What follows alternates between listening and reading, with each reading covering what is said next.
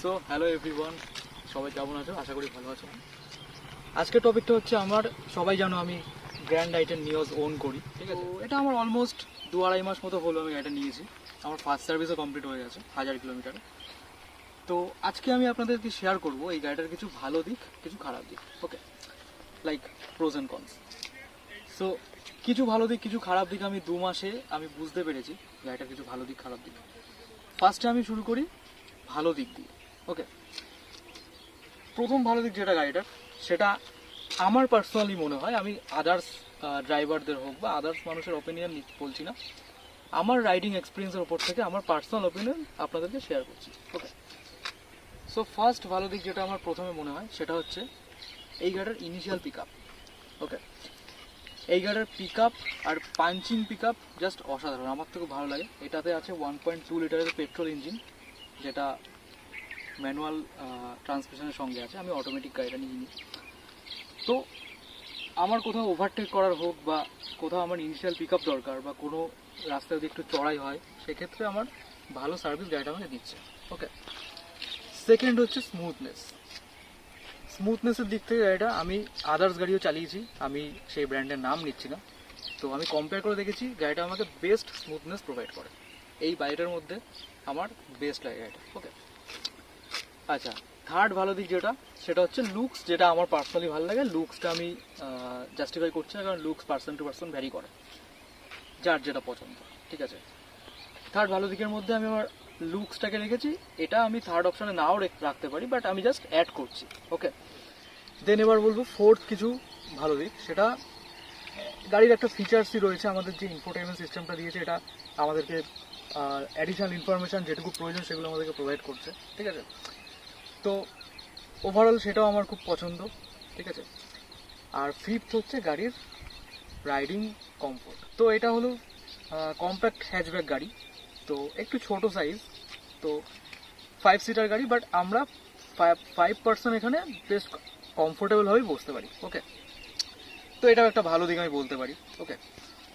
So এই কটা ভালো দিক আমি তোমাদেরকে শেয়ার করলাম, যেহেতু আমার গাড়িটা জাস্ট রান হয়েছে 1200 কিলোমিটার।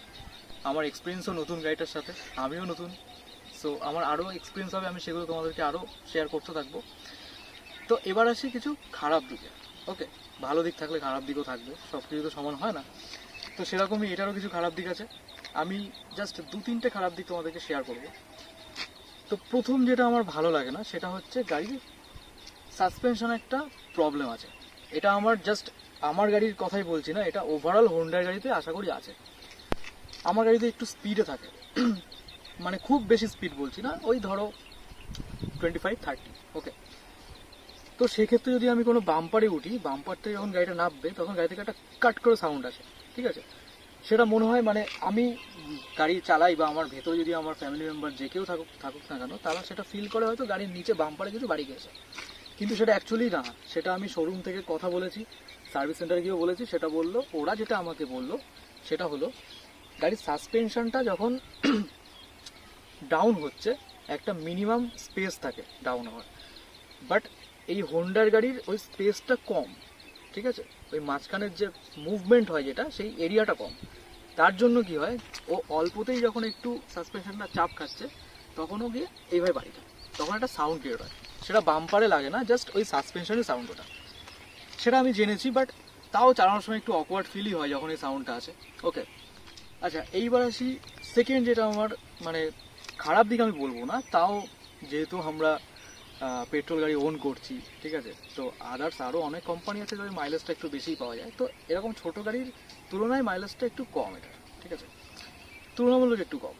আমি যদি সিটিতে রান করি, ঠিক আছে, এসি সমেত, আমি পুরোটা এসি নিয়েই বলছি, সিটিতে সেক্ষেত্রে এটা কখনো কখনো আমাকে 12-13 মাইলেজও দেয়। এমন নয় যে আমি খুব এক্সেলেটার পিক আপ করছি নর্মাল সিটিতে, ঠিক আছে, যেটা নর্মাল বাড়ির কাছে রাস্তাঘাট হয়। আর হাইওয়েতে এটা আমাকে নর্মালি 16-17-18 ম্যাক্সিমাম আমাকে দিচ্ছে। আর খুব একদম এক্সটেন্ড হাইওয়ে যেটা, সেটাতে আমাকে 20-21 প্লাস দিচ্ছে, বাট সেটা তো সবসময় চালানো হয় না, সিটিতে নর্মালি চালানো হয়, তো সেক্ষেত্রে মাইলেজটা আমি একটু কমই পাচ্ছি, ঠিক আছে। এবার আসি থার্ড নম্বর পয়েন্টে, যেহেতু আমার একটা স্পোর্টস মডেল, তো আমি এখানে দুটো প্রজেক্টার হেডলাইট পেয়েছি, ঠিক আছে। কিন্তু প্রজেক্টার হলেও এর থ্রোটা ভালো, কিন্তু লাইটের যে ডেপথটা সেটা আমার কখনো মনে হয় যেন একটু কমই পাচ্ছি। তো প্রজেক্টর হেডলাইট হওয়ার জন্য কি হয়, গাড়ির লাইটের থ্রোটা খুব সুন্দর পড়ে, ঠিক আছে, অনেকটা এরিয়া আমি কভার পাই। কিন্তু কেন জানি না আমার মনে হয় লাইটের পাওয়ারটা একটু কম। কিছু কিছু ক্ষেত্রে আমার খুবই পাওয়ার কম মনে হয়, অপোজিট থেকে যখন কোনো অপোনেন্ট গাড়ি আসছে সেক্ষেত্রে আমার পাওয়ার কমের জন্য আমি যেন একটু ডিস্টার্ব ফিল করছি, ঠিক আছে। ঠিক আছে, কোম্পানি যদি এটা এলইডি দিত ওয়েল অ্যান্ড গুড, কোনো কথা ছিল না, বাট এই নর্মাল প্রজেক্টর সেট আপে যদি লাইটের পাওয়ারটা আরেকটু বেটার হতো তো সেক্ষেত্রে আমার মনে হয় যে রাইডিং এক্সপিরিয়েন্সটা আরেকটু ভালো হতো, ঠিক আছে। তো এই দু তিনটেই খারাপ দিক আমি এখন অবধি পেলাম, ঠিক আছে। তো নো ডাউটলি গাড়িটা খুবই ভালো, হোন্ডাই হ্যাটস অফ, যে এত কম বাজেট বা এই মিনিমাম প্রাইসের মধ্যে আমাদেরকে এত ভালো ভালো ফিচার্স প্রোভাইড করছে, তার জন্য হ্যাটস অফ হোন্ডাইকে। সো এইটুকুই আছে আপাতত। আমি এখন অবধি 1000-1200 কিলোমিটার চালিয়েছি, সেখান থেকে আমার এক্সপিরিয়েন্সটা তোমাদেরকে শেয়ার করলাম।